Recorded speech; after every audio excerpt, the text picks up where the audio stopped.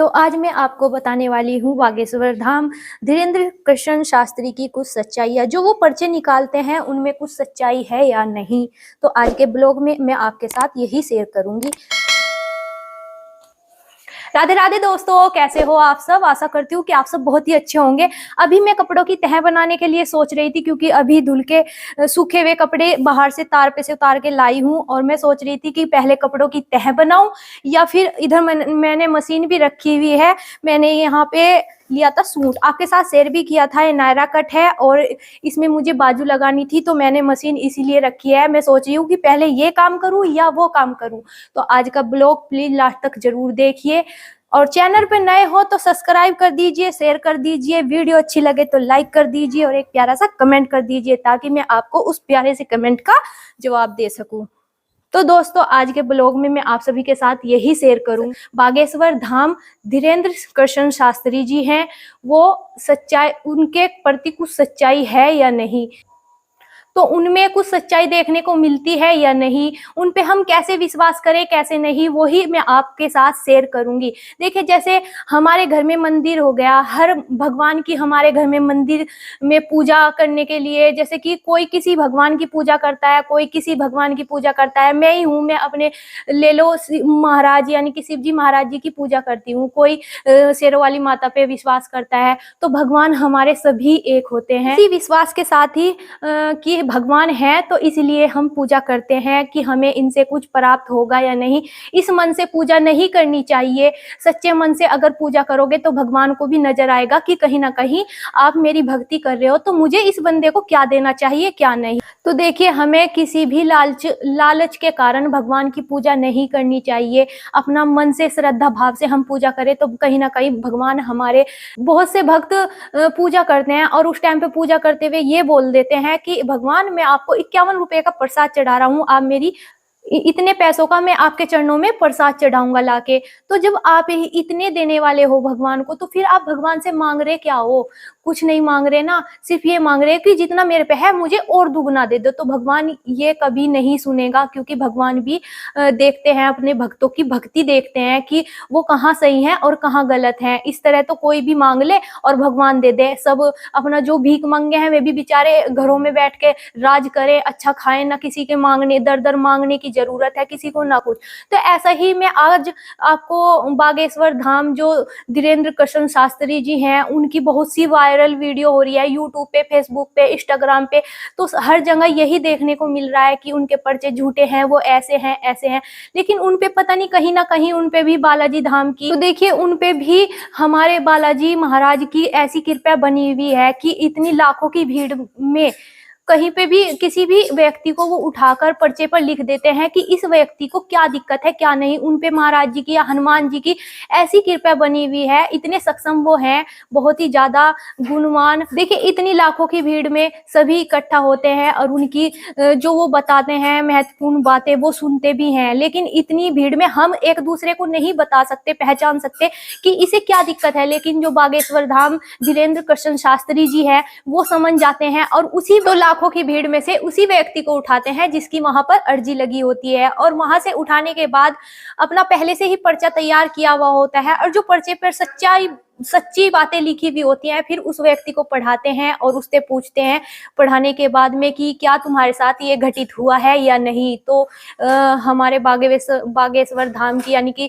धीरेन्द्र कृष्ण शास्त्री की जो बातें लिखी हुई होती है वो सारी ही सच्ची होती है। तो हम कैसे विश्वास कर ले कि वो कुछ गलत कर रहे हैं, या उनके जैसे अफवाहें फैलाई जा रही है यूट्यूब पर, फेसबुक पर बहुत ही अफवाहें फैलाई जा रही है उनके बारे में। तो हम कैसे विश्वास कर ले, क्योंकि सबसे बड़ा मंदिर या फिर सबसे बड़ी श्रद्धा हमारे मन में होती है। और जो जिस व्यक्ति के मन में श्रद्धा होती है वो वहां पर इसीलिए जाता है, ऐसा कुछ नहीं है। जैसे कि हम मंदिर में जाते हैं, रोज मंदिर में जाकर पूजा करते हैं, जरूरी तो नहीं कि हम मंदिर में जाएं, अपना घर पे भी पूजा कर सकते हैं, क्योंकि भगवान जैसे मंदिर में है ऐसे ही हमारे घर में। देखिए, विश्वास करोगे तो जीत पाओगे, नहीं करोगे तो हार पाओगे।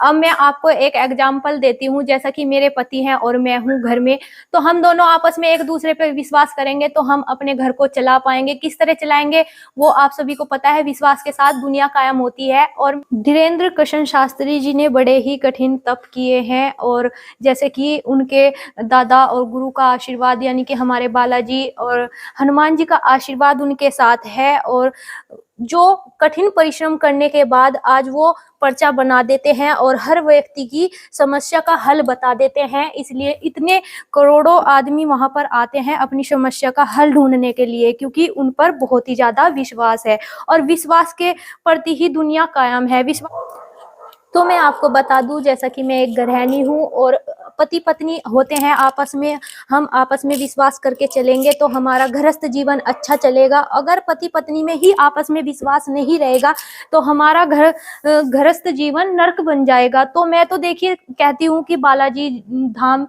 बागेश्वर धाम है जो, और धीरेन्द्र कृष्ण शास्त्री हैं, उन पे मुझे पूर्ण विश्वास है, हमारे बालाजी पे भी मुझे पूर्ण विश्वास है।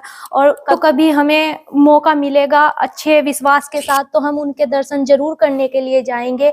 और देखिए, अगर आपस में हम विश्वास करके चलेंगे, क्योंकि विश्वास पे ही दुनिया कायम है, अगर आपस में हम विश्वास करके चलेंगे तो हम तब कुछ जीवन में जीत पाएंगे।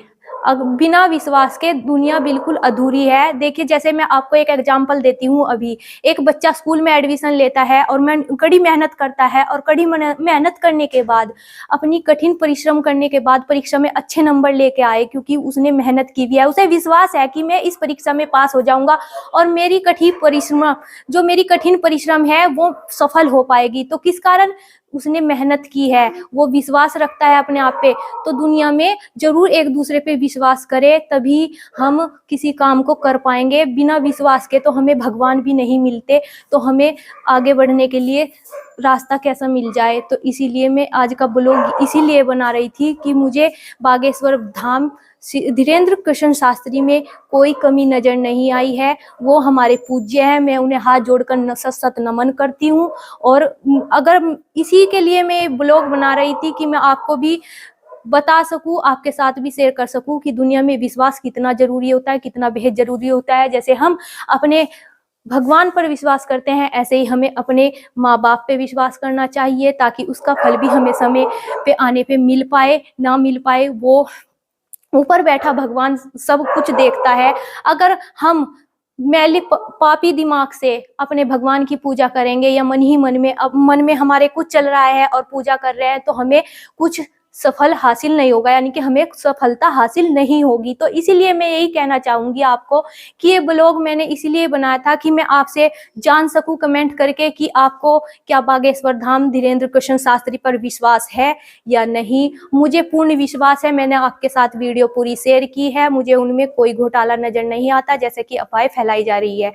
और आपको अगर कहीं कमी नजर आए तो प्लीज मुझे कमेंट करके जरूर बताएं, ताकि मैं आपको थैंक यू बोल सकूं। देखिए, मुझे बागेश्वर धाम पर विश्वास है, धीरेन्द्र कृष्ण शास्त्री पे बहुत विश्वास है, और अपने बालाजी पर भी मुझे पूर्ण विश्वास है। मेरी जो मनोकामना होगी, जल्दी ना होकर देर में ही सही लेकिन पूर्ण जरूर होगी।